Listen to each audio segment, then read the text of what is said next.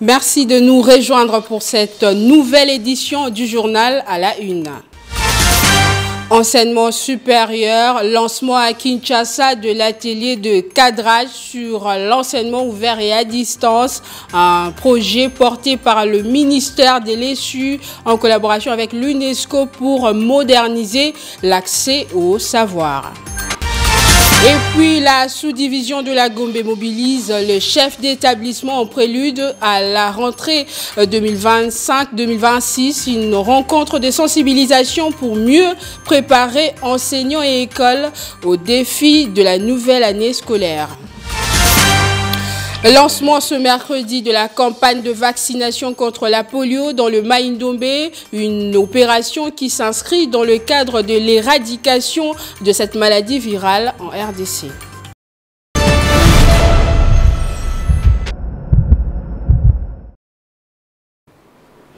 Madame, Messieurs, bonsoir. La ministre de l'Enseignement supérieur et universitaire, le professeur Marie-Thérèse Sombo, a donné les go de l'atelier de cadrage de l'étude diagnostique sur l'enseignement ouvert et à distance en RDC, un partenariat avec l'UNESCO qui marque une étape décisive vers la modernisation et la démocratisation de l'accès au savoir. Du 27 au 29 août 2025, Kinshasa abrite un atelier pour le lancement de l'étude diagnostique sur l'enseignement ouvert et à distance en République démocratique du Congo, organisé par le ministère de l'Enseignement supérieur et universitaire avec l'appui de l'UNESCO. Cet atelier marque une étape clé dans la mise en œuvre de la réforme LMD et dans la modernisation du système éducatif congolais. Ce mode d'enseignement est une réalité dans le système éducatif RD congolais aujourd'hui. La réalité a rattrapé les esprits sceptiques et critiques. Aujourd'hui, l'heure n'est plus au discours, mais au travail. Aujourd'hui, le train qui a à son bord l'enseignement ouvert et à distance est déjà en marche. L'atelier prévoit la présentation de la méthodologie des collectes des données, la validation de la note des cadrages et la mise en place d'une équipe technique nationale chargée de piloter ces processus. Des travaux en groupe permettront d'identifier les besoins prioritaires en infrastructures numériques, en ressources humaines et financières. L'enseignement ouvert et à distance est la clé qui permet à la jeunesse congolaise, où qu'elle se trouve, d'accéder au savoir, de briser les inégalités et de bâtir un avenir à l'auteur des ambitions du pays. L'UNESCO, ayant la responsabilité d'appuyer les pays à atteindre l'objectif du développement durable 4, soutient l'apprentissage à distance en vue de renforcer la qualité et la pertinence de l'apprentissage, de renforcer l'inclusion et d'améliorer la gouvernance de l'éducation. Pendant 3 jours, experts nationaux et partenaires techniques travaillent ensemble pour doter la RDC d'une feuille de route claire et ambitieuse en matière d'enseignement ouvert et à distance, une étape décisive vers une université plus moderne, inclusive et Rentrée scolaire 2025-2026, la sous-division de la Gombe a rassemblé le chef d'établissement de son ressort pour une séance de sensibilisation. Objectif, préparer efficacement la rentrée scolaire 2025-2026 et corriger les faiblesses constatées l'an dernier. Pour garantir la réussite de l'année scolaire 2025-2026, la sous-division de la Gombe a réuni l'ensemble de chefs d'établissement de son ressort. On n'a pas fait l'affaire de réunion cabinet. Le cabinet nous a téléphoné et nous étions vraiment dans l'embarras. Il dit c'est pas possible. C'était le chef de sang, est-ce qu'il avait confié? Objectif, transmettre les directives et orientations du ministère de l'Éducation nationale en vue d'améliorer les conditions d'apprentissage des élèves congolais. À la sous-division de la Gombe, nous venons de réunir tous nos chefs d'établissement, maternels, primaires, secondaires, pour leur parler de la rentrée scolaire qui est prévue pour le 1er septembre 2025. Durant cette réunion, nous avons donné... L'initiative a suscité une large satisfaction parmi les participants, reconnaissant de cette rencontre préparatoire à la rentrée scolaire 2025-2026. C'est avec un grand plaisir d'être réunis par les autorités qui doivent nous encadrer tout naturellement. Et c'est comme à l'accoutumée d'ailleurs, pour permettre que l'année scolaire qui doit commencer le 1er septembre déjà soit apaisée et que nous puissions accomplir cette tâche qui est noble, qui est celle d'encadrer les enfants, les apprenants, afin qu'ils deviennent des personnes utiles pour la société. Et les autorités ne pouvaient pas déroger à cette règle. C'est comme ça qu'elles nous ont réunis de manière conjointe, la sous-division et l'expression, pour que nous puissions recevoir des instructions qui viennent de son Excellence, Madame la ministre d'État, que nous saluons par rapport au travail qu'elle abat avec abnégation et avec maîtrise. Les chefs d'établissement de la maternelle, du primaire et du secondaire repartent désormais mieux outillés pour corriger les faiblesses constatées lors de l'année écoulée. Et justement, certains responsables d'école ont livré leurs impressions à l'issue de cette rencontre. On les écoute dans ces propos recueillis par Blanchard Ngaï. Ce sont des instructions que nous avons toujours eues. Et il nous a rappelé comment faut-il nous présenter devant les enseignants. Nous devons avoir quelle attitude. Il nous a rappelé beaucoup de choses. Et comment faut-il assainir l'école, l'environnement de l'école, afin que quand les enfants reviennent, trouvent l'environnement très sain. J'ai apprécié beaucoup parce qu'il nous a rappelé d'abord ce que nous devons faire. C'était une satisfaction pour nous parce qu'il fallait suivre le mot d'ordre de l'autorité, des tutelles. À chaque rentrée scolaire, il faut réunir les chefs d'établissement et leur donner des dispositions pratiques à suivre pour ne pas s'égarer. Alors nous avons donné ce que le ministre, la Mineta, nous avait transmis comme instruction à transmettre à nos collaborateurs qui sont les chefs d'établissement. Et les cinq dispositions pratiques, nous l'avons déjà énoncé. J'espère que les chefs d'établissement tiendront compte de tout cela et que quelqu'un ne pourra pas s'écarter parce que l'État est le pourvoyeur de l'éducation nationale et nouvelle citoyenneté. Toujours en lien avec la rentrée scolaire, cette fois-ci du côté de parents, si les autorités éducatives s'activent pour une rentrée apaisée, beaucoup de ménages se disent encore peu près face aux dépenses scolaires, une réalité observée dans plusieurs lieux des négoces du Kwilu. En prélude à la rentrée scolaire 2025-2026, prévue pour ce lundi 1er septembre, les chefs d'établissement de la province éducationnelle Kwilu 1 ont été mobilisés afin de garantir une reprise apaisée. Au cours d'une réunion conjointe tenue entre la sous-division urbaine de Bandundu et les prophètes du Kwilu 1, la sous-prophète, Mme Bénédicte Aboukani Boloko, a exhorté les chefs d'établissement ainsi que les parents d'élèves à veiller au respect strict du calendrier scolaire et à favoriser une reprise sans faille, même à l'absence de nouveaux équipements scolaires. Je demande à chaque chef d'établissement de s'organiser, de se préparer déjà bien. Et je demande aussi aux parents qui ont les enfants à l'école d'envoyer les enfants les lundis 1er septembre parce que la rentrée scolaire va débuter ce lundi-là.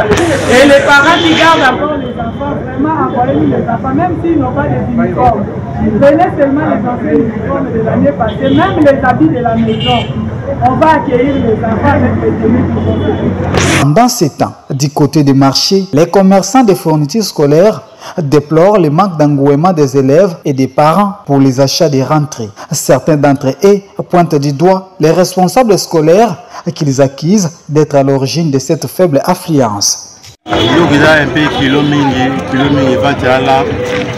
Parce que premièrement d'abord on a un bon outil et tout ce que nous avons un bon outil fourniture esengeli bana basomba bapara basomba ngo na wenze awa mais ekole ekomi koexige bana basomba biloko mosusu na ekole bauniforme batisi yango epe vate yango en kilo osenga na bakonzi juste balandela rekole bapekisa bango batekela biloko te biloko bayasomba na bapara basomba biloko na wenze.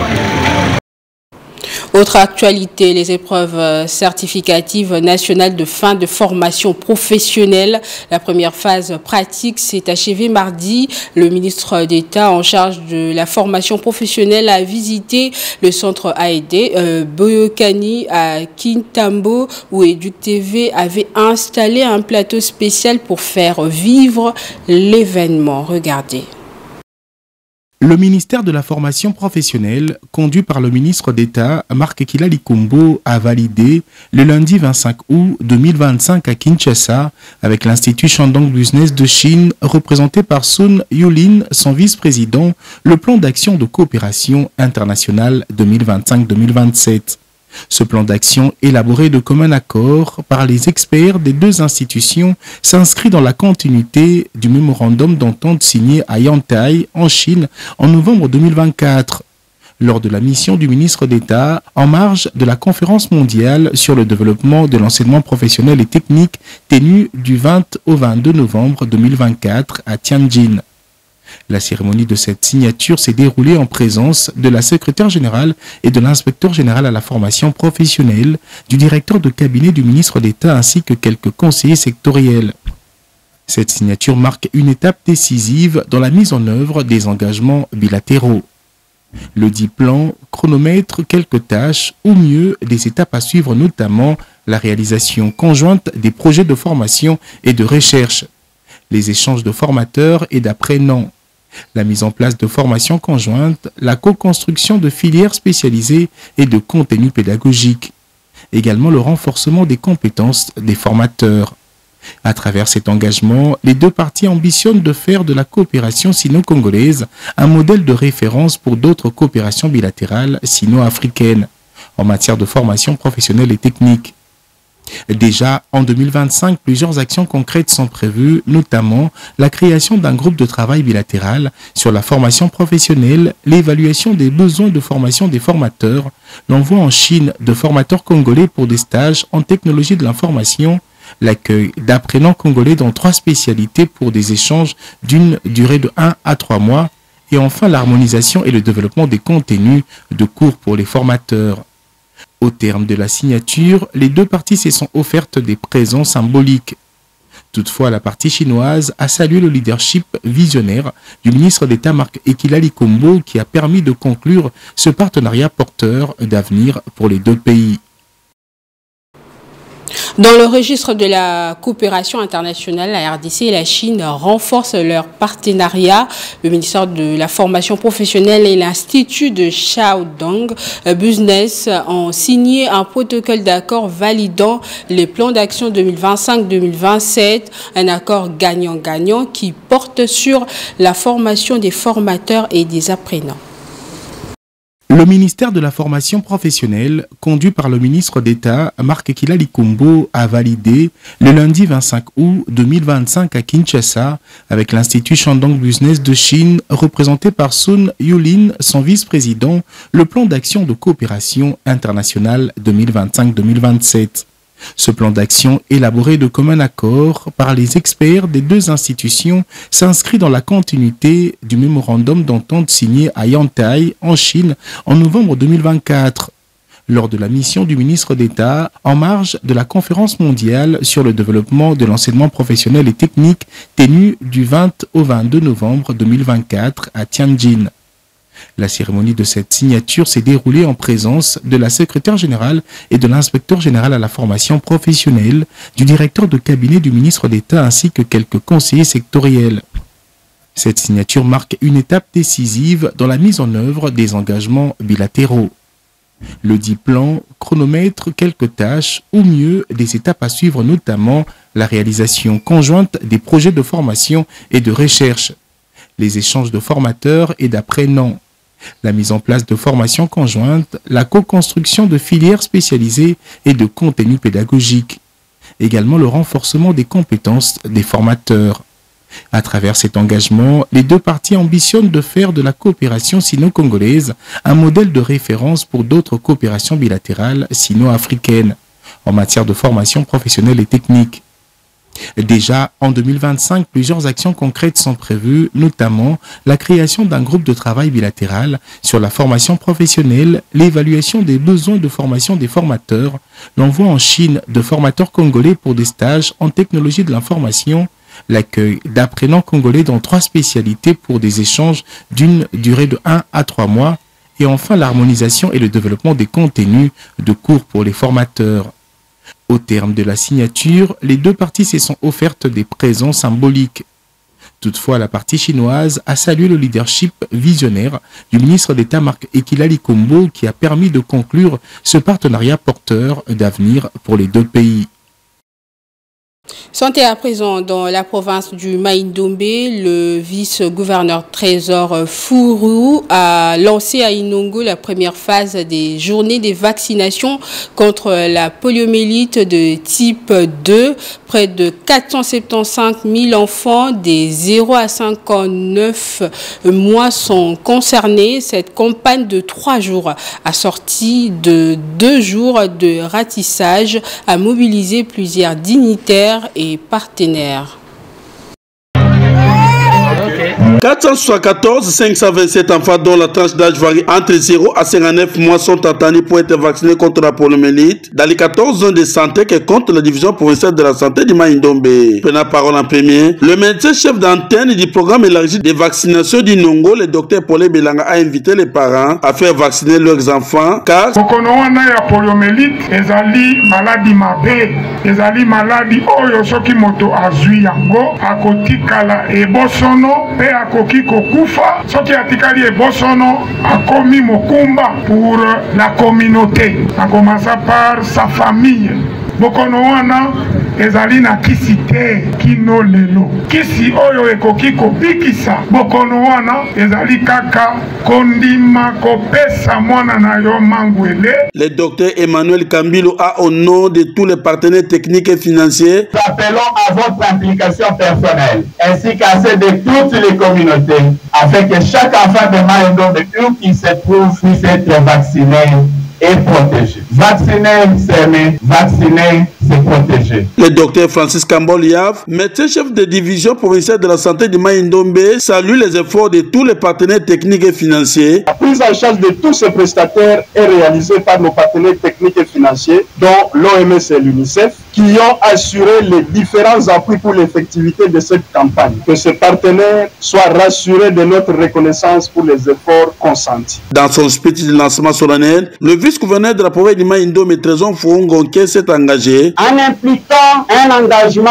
au sommet de l'État pour une riposte vaccinale de bonne qualité avec tous les corollaires relatifs. Ici, il est précisé que la cérémonie du lancement officiel de cette campagne ayant débuté par une caravane motorisée partie des installations de la DPS Mai-Ndombe en passant par plusieurs acteurs de la ville d'Inongo, s'est soldée par l'admission à chaque enfant de 2 gouttes de VPO du type 2.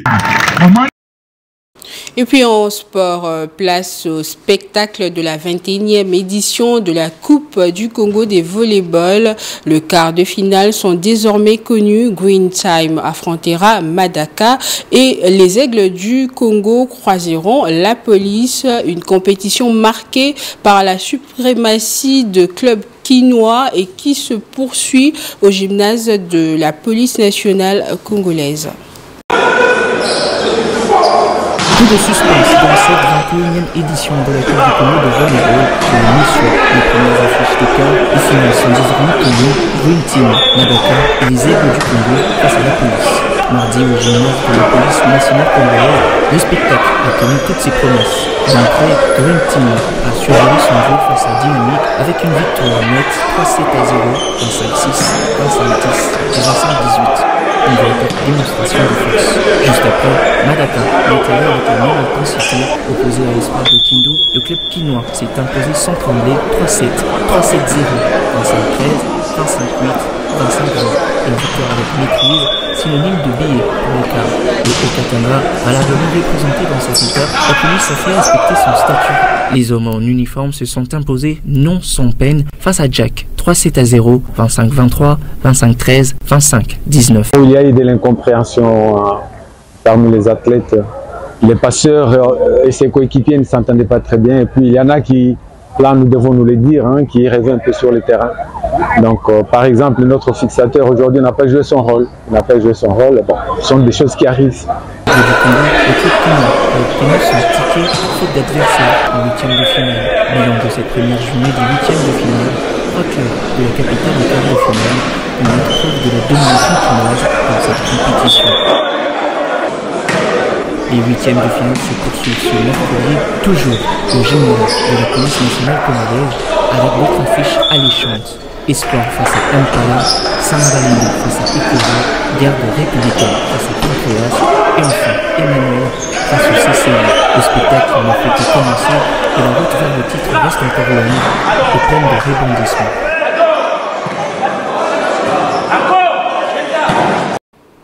Voilà qui met fin à cette édition. Merci de nous avoir suivis.